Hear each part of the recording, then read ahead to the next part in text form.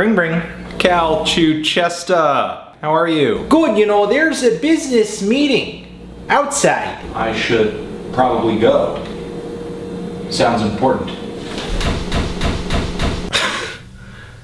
Hi everybody, my needle drops. Anthony Fantano here, internet's busiest music nerd, and it's time for a review. Fiona Apple, the idler wheel is wiser than the driver of the screw, and whipping cords will serve you more than ropes will ever do. Woo! This is her first full-length album in about 7 years. And in the internet age, even taking a few years to come out with your new album seems to be becoming a longer and longer time. So I think there may be some people watching who aren't necessarily 100% familiar with Fiona Apple, her style, her work, and everything like that. But she's the kind of artist who you don't necessarily need to go scope all of her older albums in order to appreciate what she does. Because she's been so consistent in her sound and her style, with album after album just slinging these piano rock tunes backed by drum and acoustic bass. And on all of her albums as well, including this one, Fiona shows that mark of a great songwriter in that she can send a really strong emotional connection with the listener through her music. Make the emotions feel tangible for the listener. Even if the story in the song is very personal or difficult to relate to. Not only does Fiona have this characteristic, but I would say she's insanely gifted in this department, more than most. With her really tense singing over most of her songs, you get the sense that she can snap at just about any moment. And sometimes she does. And she writes very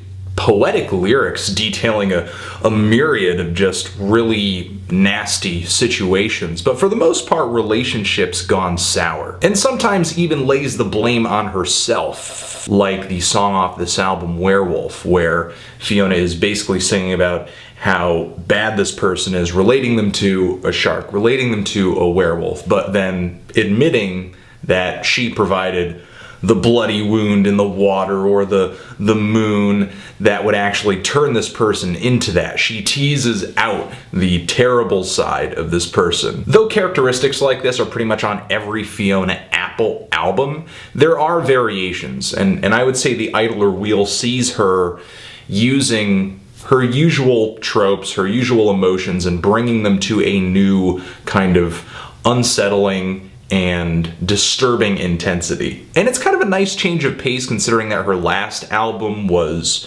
really sweet by comparison to her other releases. It was a lot poppier than her usual stuff. It had the personality that you would expect from a Fiona album, but the edge was really taken off by some really sweet and sometimes jazzy horn sections and some Baroque strings too. I would say the idler wheel strips things back a bit. It has extra instrumentation, but it's used subtly for the most part. It really subtracts the sugar, and I think it's the better for it. It's made a more emotionally potent album. I'm loving the sound of the instrumentation on this thing, the piano, the bass, and the drums. It's Fiona's usual foundation, but it sounds so punchy and modern and crisp on this thing. And the performances just sound refreshing in that they have a lot of energy. They sound kind of live, or at least semi-live on this album. Fiona's vocal delivery and her piano playing are just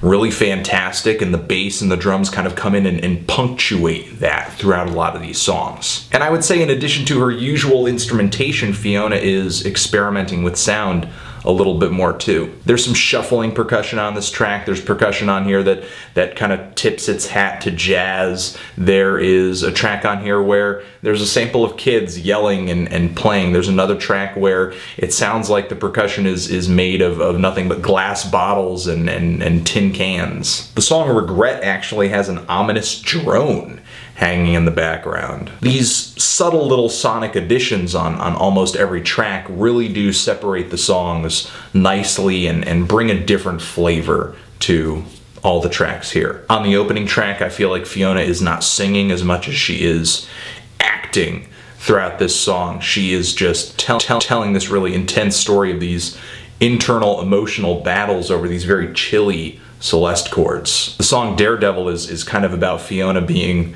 sort of personally addicted to emotional extremes, and the music fits it perfectly with these really punchy piano chords. And lyrically, she's really kind of clever and hilarious, relating the situation to being a daredevil and needing a chaperone. And there are these very kind of weird but very purposeful personality contradictions on this album.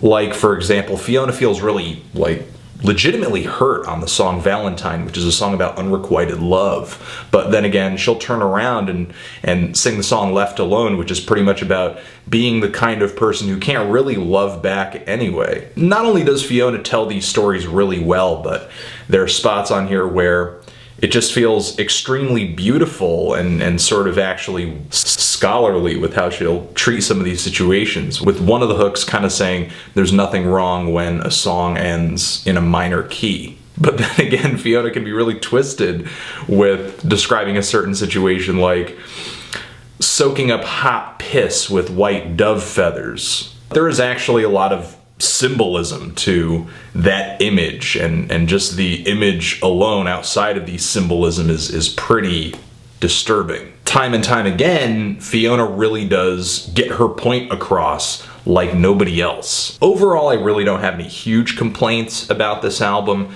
I feel like the track Jonathan could have used more, I guess, contrast between the chorus and the verses.